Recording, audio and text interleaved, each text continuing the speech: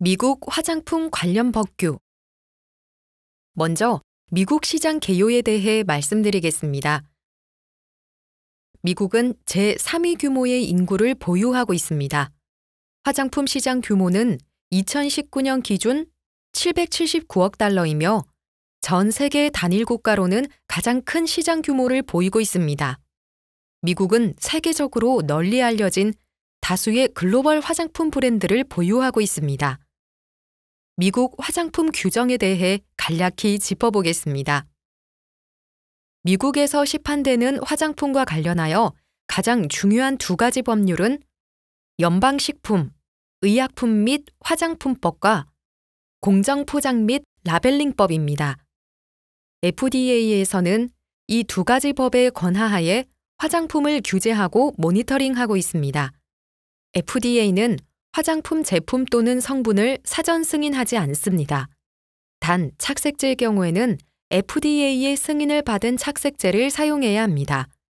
또한 승인과 더불어 대부분의 착색제는 FDA로부터 배치 인증을 받아야 합니다. 즉, FDA 실험실에서 순도를 인증받아야 합니다. 따라서 미국에서 착색제가 함유된 제품을 시판하기 전에 해당 착색제가 용도별 승인을 받았는지를 꼭 확인해 보셔야 합니다. 화장품 회사는 안전하고 적절하게 라벨이 부착된 제품을 시판하고 금지 성분을 사용하지 않고 제한 성분에 대한 한도를 지킬 책임이 있습니다. 주의할 사항은 화장품이면서 동시에 의약품인 경우인데요. 이러한 경우 의약품에 대한 규정도 준수해야 합니다. 연방 국가인 미국은 단일 국가인 우리나라와는 다른 법령 체계를 가지고 있으며 연방법, 연방규정, 그리고 주법이 있습니다. 화장품에 대한 기본 법령은 1938년에 제정된 연방식품, 의약품 및 화장품법입니다. 화장품 관련 주요 내용은 FD&C 액트의 서브 챕터 6, 섹션 361에서 364 사이에 수록되어 있습니다. 연방법인 FD&C 액트는 제품 안전에 대한 세부적인 요구 조건까지 명시하고 있지는 않지만 제조업체가 안전성을 보장할 수 있는 화장품을 시장에 출시해야 하며 이를 위반하는 것은 연방법을 위반하는 것임을 명확히 하고 있습니다. FD&C 액트의 지원 및 시행을 위해서 우리나라의 시행 규칙과 비슷한 CFR이 있는데 화장품에 관한 내용은 CFR의 타이틀 21에 있습니다. 보통 21 CFR이라고 부르는데요. 화장품 관련 내용은 21 CFR의 701, 710, 720, 740을 보시면 됩니다. 미국은 연방법과 주법이 다른 이원 체계, 즉 듀얼 시스템스입니다. 따라서 연방 차원의 규제 외에 각 주에서 자체적인 규정을 두는 경우가 있습니다. 예를 들어 캘리포니아 주에는 세이프 코스메틱스 액트라는 주법이 있고 워싱턴에는 화장품을 포함한 어린이 제품에 대한 주법을 별도로 두고 있습니다. 이외에도 각 주별로 특정 성분의 사용을 금지하는 등의 규정이 도입될 수도 있으므로 수출 시 주의가 필요합니다. 화장품의 정의에 대해 살펴보겠습니다. FD&C 액트에서는 화장품이란 외모를 청결, 미화, 매력을 증진 또는 개선하기 위해 인체에 바르거나 붓거나 뿌리거나 분무하거나 더하거나 기타 도포하는 용도의 품목이라고 정의하고 있습니다. 이 정의에 포함되는 제품으로는 모이스처라이저, 향수, 네일 컬러, 눈과 얼굴의 색조 제품, 샴푸, 퍼머넌트 웨이브 제품, 모발 염색제, 데오도란트 등을 예로 들 수 있습니다. 그러나 질병의 치료 또는 예방 같은 치료용이거나 신체 기능의 구조에 영향을 미치기 위한 용도의 제품은 외관에 영향을 미치더라도 의약품이거나 일부의 경우에는 의료기기에 해당합니다. 비누는 미국에서 화장품일까요? 비누는 특별 설명이 필요한 범주입니다. 비누의 규제적 정의가 사람들이 일반적으로 사용하는 것과 다르기 때문입니다. 비누의 정의에 해당하는 제품은 FD&C 액트의 규제를 받지 않습니다. 해당 법의 섹션 201I1에서 화장품의 정의에 세정을 위한 품목이 포함되어 있으나 섹션 201I2에서 화장품의 정의에서 비누를 제외하고 있기 때문입니다. FDA에서는 비누라는 용어를 적용할 수 있는 경우를 다음과 같이 해석하고 있습니다. 지방산 알칼리염으로 이루어진 제품으로 비휘발 물질 덩어리이며 제품의 세제 기능이 알칼리 지방산으로 인한 것인 경우, 제품이 전적으로 비누로서 표시, 판매 및 제시되는 경우, 이러한 비누의 정의에 부합하는 제품은 FDA가 아니라 소비재 안전위원회인 CPSC의 규제를 받습니다.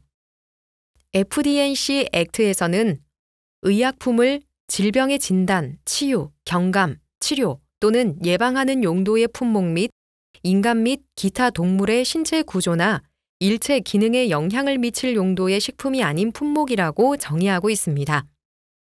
의약품은 일반적으로 신약 신청 절차를 통해 FDA의 시판전 허가를 받거나 특정 의약품 범주의 경우에는 FDA가 정한 OTC 드러그 모노그래프를 따라야 합니다.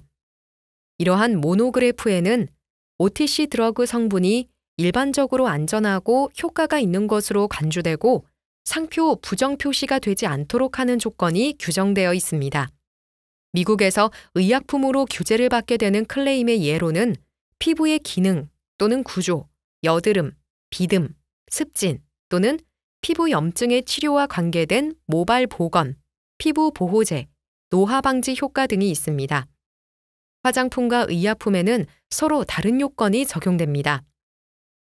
FDA에서는 화장품 GMP에 대한 가이드라인을 제시하고는 있지만 화장품에 대한 구체적인 GMP 요건을 설정한 규정은 아직 없습니다. ISO 22716 또는 FDA 가이드라인 또는 이를 이용해 업체에서 만든 자체적인 기준에 따라 제품의 품질 및 안전성을 확보하면 됩니다. 이와는 대조적으로 의약품에 대해서는 법으로 GMP 요건을 엄격히 따를 것을 규정하고 있으며 의약품에 대한 최소한의 현행, GMP 요건을 명시한 규정이 있습니다. 해당 내용은 21 CFR, 파트 210, 211에 나와 있습니다.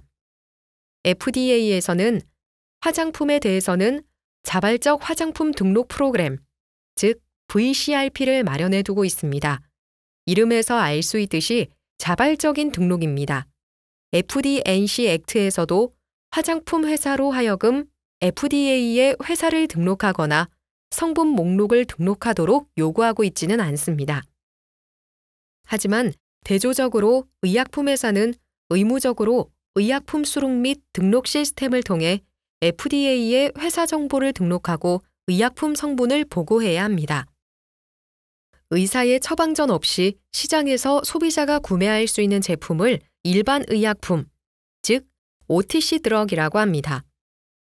미국에서는 약 800종류의 중요한 유효 성분을 포함한 10만여 개의 OTC 드럭이 시판되고 있습니다. OTC 모노그래피는 일종의 레서피북 같은 것으로 제품 분류별 주성분, 라벨링, 경고 문구 등에 대한 세부 요건이 수록되어 있습니다. 제한제, 자외선 차단제, 비듬 샴푸, 여드름 제품 등이 미국에서는 OTC 드럭으로 분류됩니다.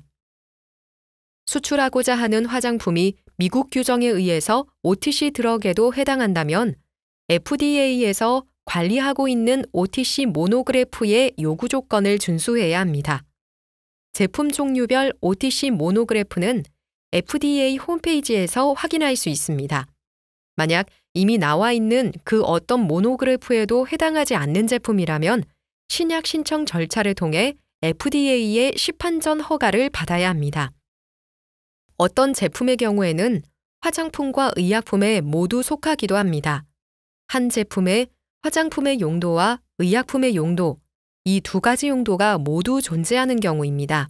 예를 들어 샴푸는 머리카락을 세정하는 용도이기 때문에 화장품입니다. 비듬 방지 치료제는 비듬을 치료하는 용도이므로 의약품입니다. 결과적으로 비듬 방지 샴푸는 화장품이면서 의약품이 됩니다. 그 외 화장품이면서 동시에 의약품인 제품의 예로는 발한 억제제 겸용 데오드란트, 불소가 함유된 치약 등이 있습니다. 이러한 제품은 화장품과 의약품 양쪽의 요건을 모두 준수해야 합니다. 화장품 성분 관련 규정을 살펴보겠습니다. 미국에서의 배합 금지 및 배합 한도 성분입니다. 미국 FDA 사이트에서는 화장품 회사는 안전하고 적절하게 라벨이 부착된 제품을 시판하고 금지 성분을 사용하지 않고 제한 성분에 대한 한도를 지킬 책임이 있다라고 명시하고 있습니다. 또한 업계 안전 지침과 권장 사항을 지키는 건 역시 우수간행으로 간주된다라고 말하고 있습니다. 유럽의 화장품 규정에서는 배합 금지 성분 목록에 1,300개가 넘는 성분이 수록되어 있는데요. 미국은 10개 정도입니다. 그럼 미국에 수출되는 화장품은 법에서 정한 10개의 배합 금지 성분 외에는 모두 사용할 수 있는 것일까요? 그렇진 않습니다. FDA 사이트에서는 소비자가 라벨에 명시되거나 통상적인 사용 조건에 따라 화장품 완제품을 사용할 때 위험을 초래할 수 있는 성분일 경우 화장품에 해당 성분을 사용하는 것을 금지하거나 제한하는 구체적인 규정이 존재하지 않더라도 사용할 수 없다라고 말하고 있습니다. 그럼 유럽은 왜 이렇게 배합금지 성분이 많은 것일까요? 유럽의 배합금지 성분 중 대다수는 화장품 제조에 사용된 적이 없으며 전혀 사용될 가능성이 없는 물질, 이를테면 제트연료, 석유, 정제 과정에서 얻어지는 부산물 같은 것들이 배합금지 성분 목록에 들어가 있습니다. 이러한 이유로 유럽의 경우 배합금지 성분 개수가 많은 것입니다. 착색제 관련 규정은 21 CFR 70에서 82 사이에 있습니다. 미국 FDA는 화장품 제품 또는 성분을 사전 승인하지 않습니다. 단, 착색제에는 중요한 예외가 적용됩니다. 미국 법에 따라 모든 착색제는 그 사용 용도에 대해 FDA의 승인을 받고 화장품의 사용이 허가되기 전에 착색제 규정에 수록되어야 합니다. 또한 석유에서 추출한 색소와 같이 FDA로부터 배치 인증을 받아야 하는 착색제가 있습니다. 즉, FDA 실험실에서 순도를 인증받아야 합니다. 보통 FDNC나 DNC라고 명칭이 붙어 있는 색소들은 대부분의 경우 FDA 배치 인증을 받아야 하는 착색제입니다. FDA의 배치 인증을 받지 않아도 되는 색소도 있는데, 예를 들면 마이카와 같은 광물 또는 식물에서 추출한 착색제의 경우입니다. 따라서 미국에서 착색제가 함유된 제품을 시판하기 전에 해당 착색제가 용도에 대해 승인을 받았는지 판단하는 것이 필수적입니다. FDA의 색소 관련 규정은 엄격한 편입니다. 제품에 사용되는 색소는 FDA의 사전 허가를 받은 색소이어야 하며 일부 색소의 경우 배치 인증 등의 특이 조항을 준수해야 합니다. FDA에서는 미국으로 수입되는 화장품의 라벨을 검토하여 표기된 색소가 관련 규정을 준수하고 있는지를 판단하는데, 라벨에 색소 표기가 없어도 제품을 실험실로 보내 색소가 첨가되어 있는지 확인하기도 합니다. 해당 규정을 준수하지 않은 제품은 FDA 규정의 부정 불량 조항을 위반하는 것으로 간주되어 수입이 거절되거나 수입 금지 리스트에 올라갈 수도 있기 때문에 주의하셔야 합니다. 임포트 얼라트, 즉 수입 경보를 받는다는 것은 제품 수출 및 통관에 있어 어려움을 겪게 된다는 것을 뜻합니다. 제품이 수입될 때마다 민간 실험실에 제품 샘플을 보내 위반 색소 포함 여부를 판단받아야 하며 그 결과를 FDA에 제출하여 해당 제품이 색소 규정을 위반하지 않았다는 점을 증명해야 합니다. 제품이 통관될 때마다 매번 이 과정을 반복해야 하고 상당한 시간이 걸릴 수 있어 납기 지연 등 심각한 어려움을 겪게 됩니다. 수입 경보에서 빠져나오려면 해당 기업이 향후 관련 규제를 위반할 확률이 적다는 점에 대해 FDA를 설득할 수 있는 서면 자료를 제출해야 합니다. 케이스별로 다르긴 하나 일반적으로는 해당 제품이 FDA의 검사를 5번 이상 통과했다는 점, 미래의 색소 관련 규정을 위반할 확률이 낮다는 점, 해당 회사가 취한 수정 조치들이 FDA의 기준을 충족시킬 수 있다는 점 등에 관한 자료와 서면 설명서를 FDA에 제출해야 합니다.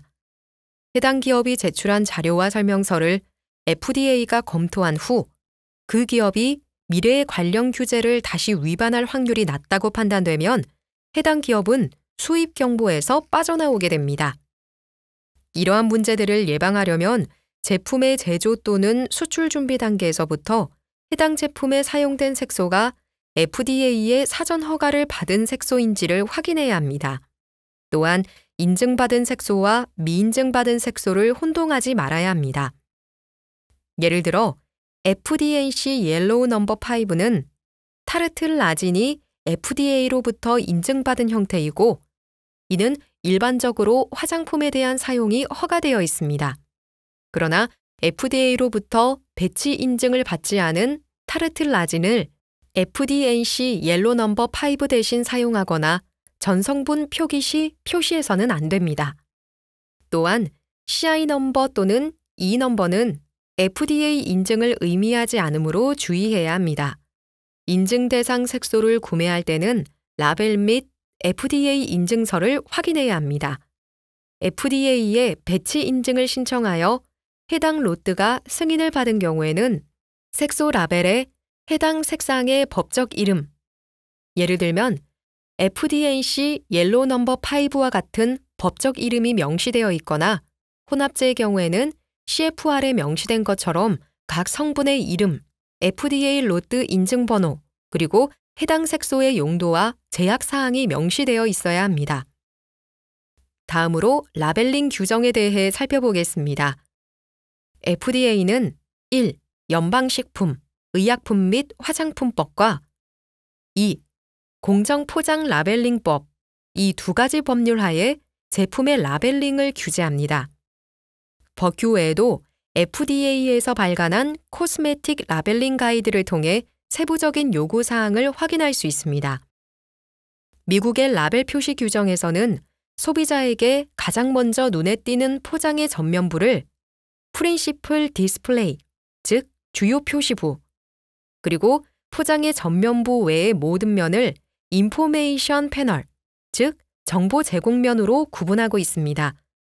제품의 외포장에 의무적으로 표기되어야 하는 사항은 제품명과 용도, 내용량, 사업자명 및 위치, 사용 지침, 사용 시 주의사항, 그리고 성분 목록이 있습니다. 주요 표시부에는 제품명 및 제품 식별명, 경고문구, 내용량이 반드시 표기되어야 합니다.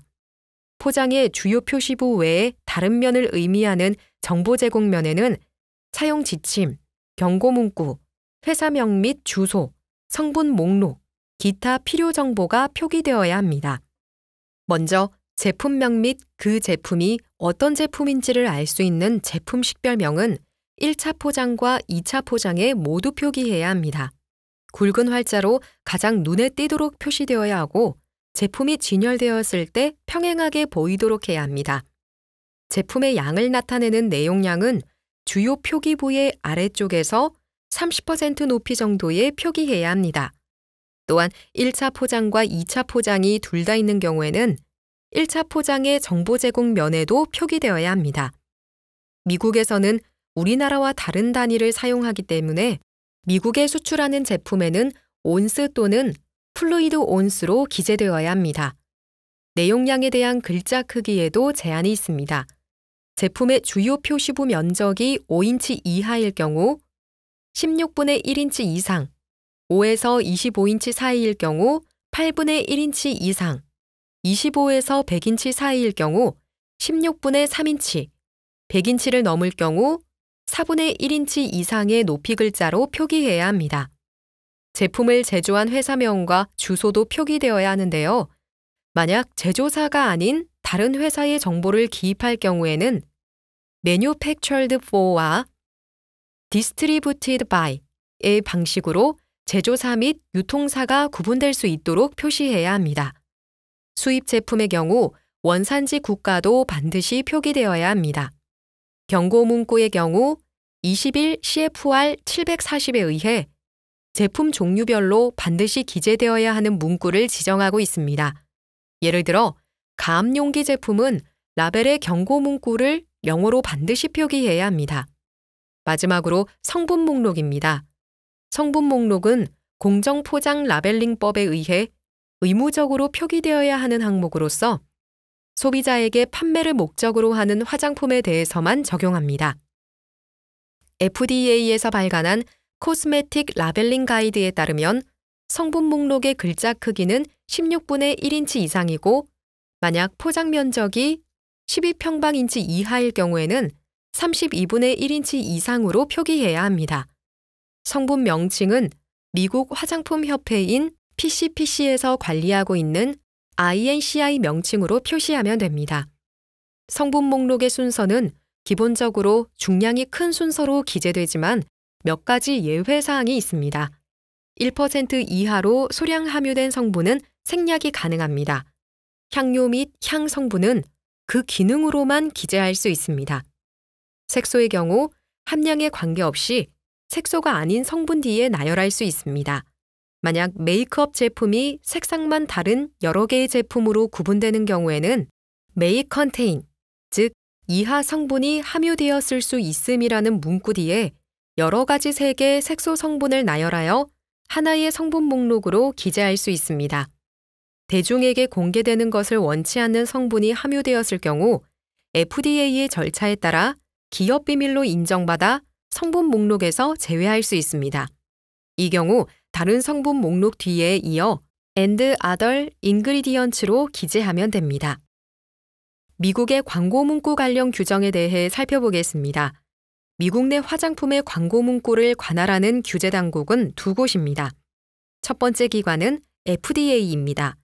FDA에서는 제품에 기재된 내용이 진실한지, 소비자를 오인하도록 할 소지가 없도록 표기되었는지, 거짓이나 불공정한 내용은 없는지를 관리 감독합니다. 두 번째 기관은 연방통상위원회인 FTC입니다. FTC는 제품에 표기된 내용을 제외한 광고나 마케팅 과정의 모든 내용을 관할합니다. 클레임이 소비자를 기만하고 있지는 않은지, 허위 또는 과장된 효과를 홍보하고 있지는 않는지에 대해 관리 감독합니다. 화장품을 미국에 수출하기 전 자세히 살펴봐야 할 부분 중 하나는 제품 라벨에 기재된 효능 효과입니다. 질병 또는 신체 컨디션에 영향을 미친다거나 신체의 구조 및 기능을 유지 혹은 향상시킨다는 등의 효능 표기는 포함할 수 없으며 이러한 효능이 표기된 제품들은 많은 경우 불법 의약품으로 분류돼 통관 거절, 수입 금지 또는 소송을 당할 수도 있습니다. 특히 한국의 기능성 화장품의 경우 미국에서는 화장품이 아닌 OTC 드럭으로 분류되는 경우가 있으므로 미국 수출 시 해당 효능 표기가 FDA 기준을 준수하는지 반드시 확인해 보아야 합니다. 예를 들어 자외선 차단제는 미국에서는 OTC 드럭으로 분류됩니다. 주름 개선 및 안티에이징 제품은 미국에서 화장품인지 아니면 의약품인지에 대한 질문을 많이 하시는데요. 사람을 더 매력적으로 보이게 하기 위한 제품들은 일반적으로 화장품에 속합니다. 예를 들어 보습은 미용적인 측면에서의 니즈이기 때문에 단순히 피부를 촉촉하게 하는 것만으로 라인이나 주름을 눈에 덜 띄게 하기 위한 제품이라면 이는 화장품에 해당합니다. 마찬가지로 노화의 징후를 감추어 눈에 덜 띄게 하려는 메이크업이나 프라이머도 화장품에 해당합니다. 그러나 피부와 같은 신체의 구조나 기능에 영향을 미치는 제품은 외모에 영향을 주더라도 의약품이나 때로는 의료기기에 해당하기도 합니다. 예를 들어 주름 제거나 콜라겐의 피부 생성을 증가시키기 위한 제품이라면 의약품 또는 의료기기에 해당합니다. FDA에서는 광고 내용이 소비자로 하여금 오인하게 하거나 진실되지 않을 경우 해당 업체에 워닝 레터, 즉 경고장을 보내 광고를 중지시킬 수 있습니다. 워닝 레터는 FDA 사이트에 게시되며 워닝 레터를 받은 회사명과 무엇을 잘못했는지에 대한 정보가 공개됩니다. FDA로부터 워닝레터를 받게 되는 사례로는 의약품에서만 허용되는 문구를 화장품 라벨링에 표기하여 판매하는 경우를 들 수 있습니다. 또한 OTC 드럭에 해당하는 제품인데 FDA에 등록을 하지 않았거나 등록 시 제출한 자료가 불충분한 경우에는 FDA가 제조소 실사를 하지 않더라도 먼저 워닝레터를 FDA 웹사이트에 게재하여 해당 업체에 경고를 하기도 합니다. 업체가 FDA로부터 워닝레터를 받게 된다면 제품 포장, 광고 문구, 웹사이트 등에 사용된 과대 표현을 수정해야 합니다. 이러한 행위를 지속적으로 한다면 FDA의 후속 조치가 있습니다. 워닝레터를 받은 제조소에서 제조한 제품에 대해서는 통관 지체 및 통관 불허로 이어질 수 있으므로 주의해야 합니다. 화장품에 대한 자발적 등록 프로그램인 VCRP에 대해 살펴보도록 하겠습니다. FDA에서는 화장품에 대해서는 자발적 화장품 등록 프로그램, 즉 VCRP를 마련해 두고 있는데 이름에서 알 수 있듯이 정말 자발적인 등록으로 법률로 요구되는 의무사항은 아닙니다. VCRP는 화장품 제조소와 제품의 전 성분 목록을 FDA의 VCRP 사이트에 자발적으로 등록하는 것으로 해당 정보는 일반인에게 공개되지 않습니다. 단, 화장품 성분의 위해 평가 시 우선순위를 잡는 데에 활용하기 위해 미국의 화장품 원료 검토위원회인 CIR에 공유됩니다. VCRP는 미국 내 소비자에게 판매되는 화장품에만 적용됩니다. 미용실, 스파, 피부관리샵과 같은 전문적인 사용만을 위해 사용되는 화장품에는 적용되지 않습니다. 또한 호텔용 샘플, 무료 기념품 혹은 지인에게 주려고 집에서 만든 화장품과 같이 판매를 목적으로 하지 않는 제품에는 허용되지 않습니다. VCRP 등록에 대한 자세한 안내는 FDA 홈페이지 코스메틱 메뉴에 레지스트레이션 프로그램으로 들어가시면 확인하실 수 있습니다. FDA에서 발행하는 수입 거부와 수입 경보에 대해 알아보겠습니다. FDA는 미국 세관 국경보호국과 긴밀히 협조하여 수입 화장품을 모니터링하고 있습니다. 수입 화장품은 수입 통관 시 미국 세관 국경보호국의 검사 과정을 거치게 되며 FDA의 법규에 따라 부정 생산, 불량 화장품 또는 부정 표시된 것으로 보이는 화장품은 반입이 거부될 수 있습니다. 수입 거부된 제품은 FDA 조치 고시일로부터 90일 이내에 미국 관세국경보호청과 FDA의 감독하에 폐기 또는 반송 처리해야 합니다. 발생 비용은 수입업체가 모두 부담하게 되며 제대로 대응을 안 하고 처리를 못할 경우에는 수입 반입 거부 리스트에 올라가는 큰 문제로 이어질 수도 있기 때문에 주의해야 합니다. 화장품 수입 거부 리스트는 FDA 홈페이지에서 매월 업데이트돼 공개되고 있습니다. 방금 전에 부정 생산, 불량 화장품 또는 부정 표시된 것으로 보이는 화장품은 수입이 거부될 수 있다고 설명드렸는데요. 그 예시에 대해 살펴보겠습니다. 불량 화장품으로 간주되는 요인은 화장품 내용물, 성분, 오염물질, 공정, 포장, 배송, 취급 등 여러 경우에 발생할 수 있습니다. 유해하거나 유독한 성분을 함유한 경우, 부패하거나 변질된 성분을 함유한 경우, 비위생적인 환경에서 준비, 포장, 취급되어 오염된 경우, 유해하거나 유독한 용기를 사용한 경우, 연모제를 제외하고 안전하지 않은 착색제를 사용한 경우에 불량 화장품으로 간주됩니다. 부정 표시 화장품으로 간주되는 요인은 주로 화장품 라벨 표시, 패키징 등에서 발생할 수 있습니다. 라벨 표시가 거짓이거나 오해의 소지가 있는 경우, 라벨에 모든 필수 정보가 포함되지 않은 경우, 필수 정보가 충분히 눈에 띄거나 뚜렷하지 않은 경우, 용기가 오해의 소지가 있도록 제조, 제작 또는 충전된 경우, 연모제가 아닌 착색제와 관련하여 법규를 준수하지 않은 경우, 그리고 독극물 방지 포장법 규정을 위반한 라벨, 패키징, 포장의 경우에는 부정 화장품으로 간주됩니다. 불량 화장품과 부정 표시 화장품 판매자에 대한 미국 정부의 조치는 생각보다 강경합니다. FDA는 위와 같은 사안을 위반한 화장품 수입, 유통, 판매업체 및 제조업체는 판매 금지 명령 발부를 연방지방법원에 요청할 수 있는 권한을 가지고 있으며 법을 위반한 자에 대해 형사조치까지도 강행할 수 있습니다. 미국에서는 화장품이든 OTC 드럭이든 사전 승인제가 아닙니다. 다시 말하면 미국 시장에 시판되기 전에 FDA의 승인을 받을 필요가 없다는 뜻입니다. 물론 자외선 차단제와 같은 OTC 드럭의 경우 FDA에 제조소 등록 및 제품 등록을 해야 하지만 이는 전화번호 부책 같은 개념입니다. FDA가 해당 제품에 대해 승인을 해줬다는 개념이 아닙니다. 이러한 이유로 미국에 수출하는 회사가 처음 통관하는 데는 전혀 문제가 없다가 몇 년 후에 갑자기 통관 억류를 경험하거나 FDA로부터 해당 제품에 문제가 있다는 통지를 받게 되는 경우가 있습니다. 이런 경우 무슨 일이지?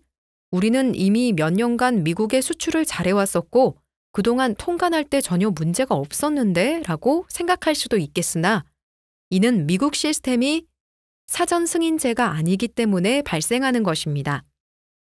FDA는 1974년에 처음으로 수입 제품에 대한 물리적 검시 없는 억류 조치, 이른바 DWP 조치를 시행한 이래 수입 제품이 미국의 기준에 미달하는 경우 수입 경보 조치를 취하고 있습니다. FDA는 위법 제품을 수입한 전력이 있거나 제품이 위법한 것으로 판단되는 경우, 장래에 수입할 제품이 위법할 것이라는 다른 증거가 발견되는 경우에도 DWP 조치를 통해 물리적 검시 없이 억류하고 있습니다.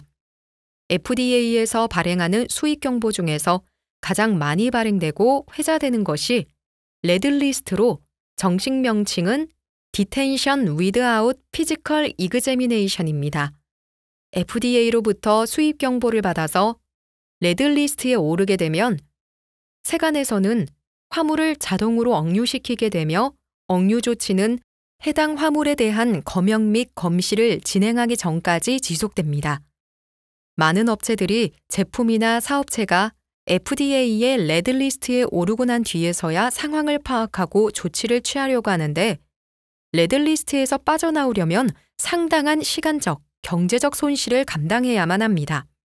수입 경보는 대부분의 경우 제조업자를 대상으로 발행되는데 해외 제조소가 수입 경보를 받게 되는 경우 해당 제조소에서 제조된 모든 제품에 대한 통관이 억류될 수도 있습니다. 수입 경보를 받을 경우 통관 억류된 제품에 대한 창고 보관 비용, 검사가 요구될 경우에는 관련 검사 비용, 유통업자에게 제품을 인도하기까지의 기간이 더 소요되는 등 추가 비용이 발생하게 됩니다. 또한 이를 해결하기 위해 컨설팅 업체를 이용하는 경우 컨설팅 비용도 소요됩니다. 이러한 수입 경보 조치를 해지하기 위해서는 수입 경보별로 FDA가 요구하는 요건을 충족시킬 수 있는 관련 서류를 제출해야 하며 해당 제품의 안전성을 입증하기 전까지는 수출이 제한될 수 있는 만큼 이에 대한 사전 대비가 필요합니다. FDA의 해외 제조소 실사에 대해 알아보겠습니다. FDA에서는 화장품을 불량 또는 부정 표시가 되게 한 이유가 무엇인지에 대해 알아보기 위해 화장품 제조소를 실사하는 경우가 있습니다. 상황에 따라 다르긴 하나 보통 미국 내 새로운 제조업자가 등록되면 통상적으로 6개월 이내에 FDA에서 실사를 나간다고 합니다. 수입 제품의 경우 통관 보류 또는 통관 거부된 경우 FDA에서 해외 제조소에 대한 실사를 나가게 됩니다. 실사 주기는 보통 2년 또는 4년에 한 번 정도라고 보시면 되며 화장품 제조소보다는 OTC 드럭의 제조소에 대한 실사를 우선적으로 한다고 합니다. 주의하실 점은 한국에서는 기능성 화장품에 속하는 자외선 차단제가 미국에서는 OTC 드럭에 해당한다는 것입니다.